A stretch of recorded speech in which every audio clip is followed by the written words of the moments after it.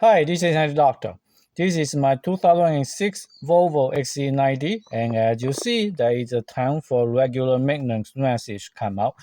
That's normal, but after you change oil, you want to get rid of it. So how do we do that?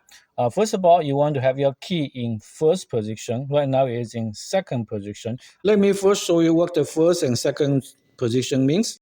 So this is the three key position on Volvo. So this is off, first position, second position, and third position is where you start the vehicle.